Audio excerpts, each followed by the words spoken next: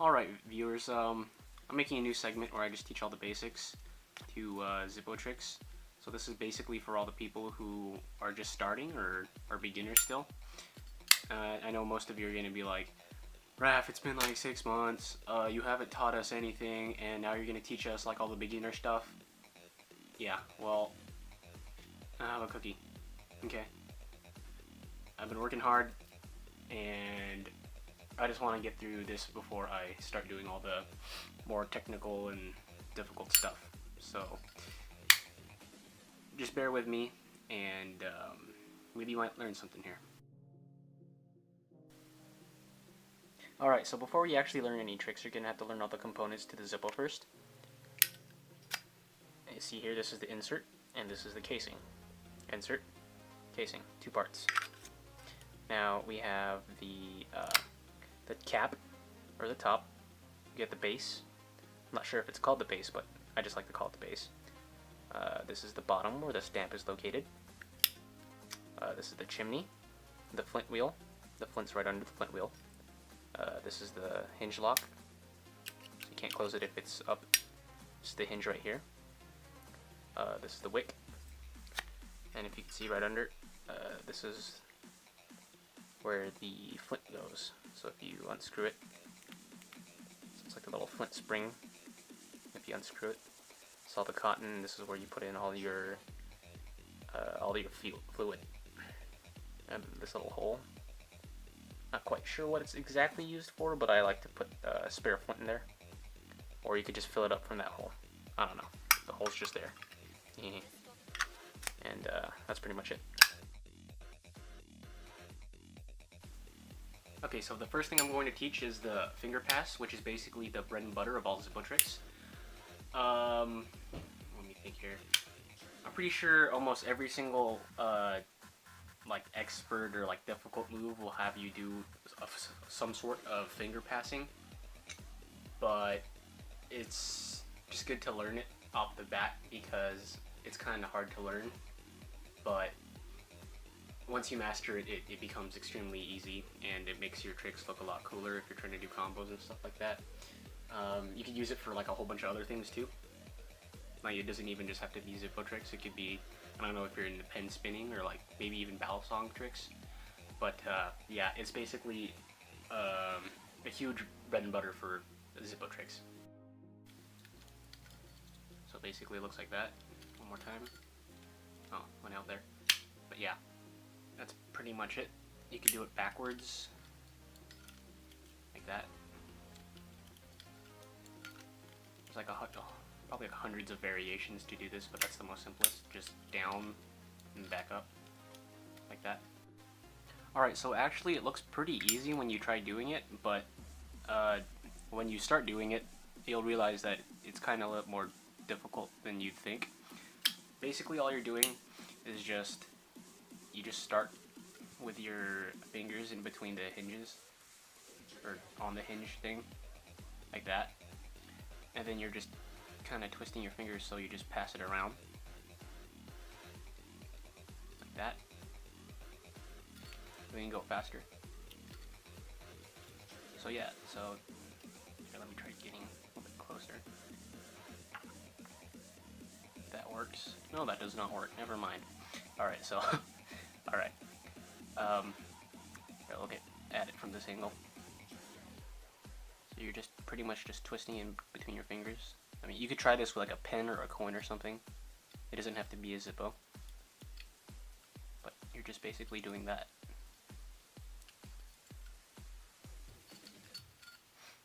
Yeah, it looks simple, but it's actually a lot harder when you actually try it out. But that's pretty much it. There's like 100 variations. But this is by far the simplest, since it's just 1, 2. It's safe to do it when the fire's lit. Just if you do it fast enough. Otherwise you might get burnt. But I recommend definitely doing this before you light the fire. I'd like to say that for almost every single trick, actually. Do it without the fire, and then do the trick. That's a big piece of information there. But yeah, that's pretty much it.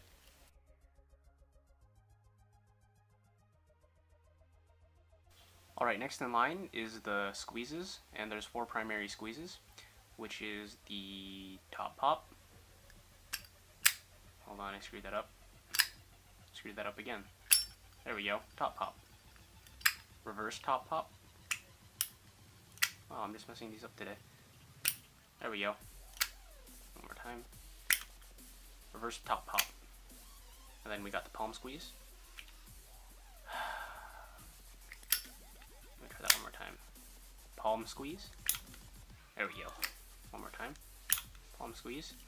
And the hardest is the reverse palm squeeze. Let me try that one more time. There we go. Palm squeeze. Reversed. And those are the 4 basic squeezes. Probably these are the easiest of all Zippo tricks, since it's just one simple movement of the hand. They're basically all just openers, a way to begin your your Zippo tricks or anything like that. Look flashy. If you just like do it out of the blue, just be like, oh yeah, top hop, yeah. Hold on, yeah, like that. Trying to be all fancy, but they're pretty much like the easiest thing. So to do the top pop, I'm pretty sure it's self-explanatory. I mean, you just squeeze down, and then just let the pressure from your fingers just pop all the way to the top, and then it just opens. So squeeze down like that. Oops. Alright, like this, like that.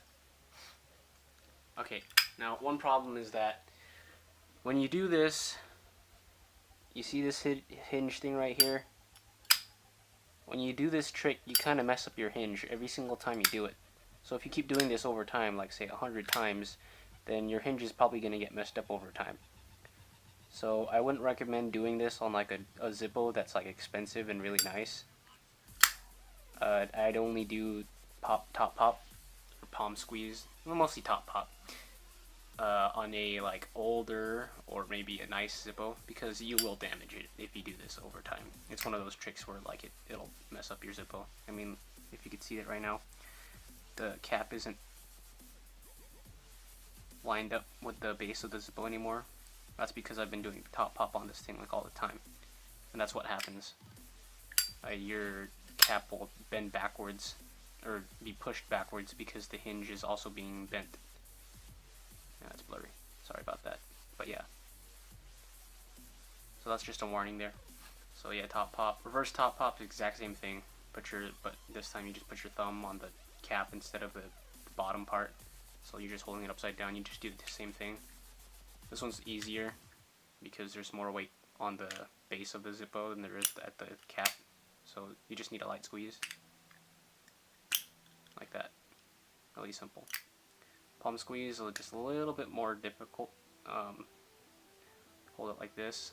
You got your hinge pointing upwards, and the stamp of the Zippo towards your palm like this. Kind of hold it like a gun.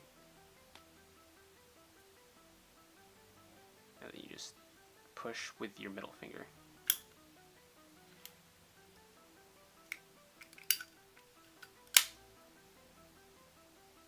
So just, yeah, kind of like grip it with your thumb and your index finger at the top right there. And then you're just kind of building force at your palm right there. And then if you build enough, then I'll just pop right out like that. Now the reverse one is a lot more trickier than the first 3. You kind of like, how do I explain this? You kind of have to force more energy in the top than you do at the base. That might be a little bit confusing, but basically you're doing the same thing, but the hinge this time is at the bottom. Stamp is still at your palm, but you kind of push down, and there's more force towards the cap than there is at the base of the Zippo. So it pops up like that. This one's by far one of the trickiest ones, but looks kind of cool when you get it down.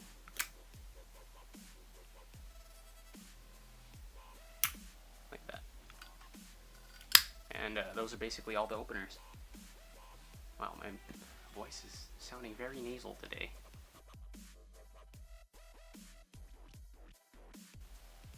Alright, so throwing and catching, throwing and catching. There's probably 100 different ways you could throw it and 100 different ways you could catch it.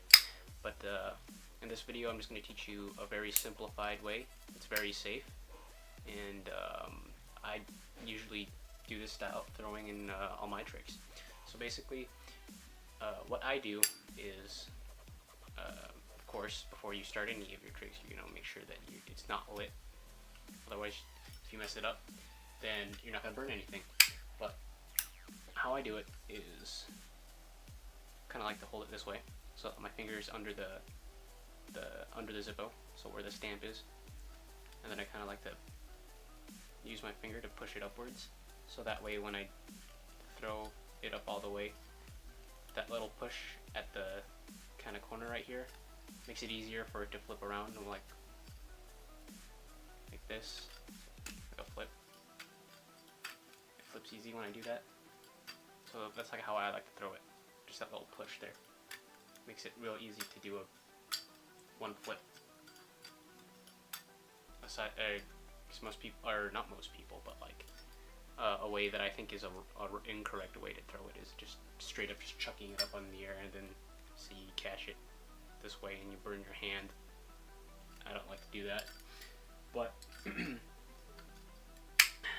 how I do it is when you do throw it this way, it'll go up in the air, and then let me just simulate this. So you throw it up in the air and it starts to spin upwards like this. Now while it's upward like this, you don't have to worry or anything because it's not going to go straight back down like that. Since you spun it, or you did that little flick in the beginning, it'll do one whole spin. So by the time it goes back to your hand, it's already back this way. So you don't have to worry about catching it the wrong way. So this is definitely out of the question if you end up catching it this way. If you do end up catching it this way, that's probably your fault. But I'm pretty sure 90% of the time when you do it this way, this one isn't lit. Let me find it. Alright, 1 second.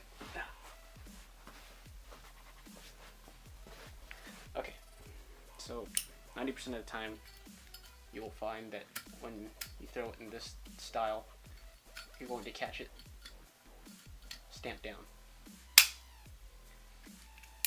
So that's basically the way I like to throw my Zippo and catch it.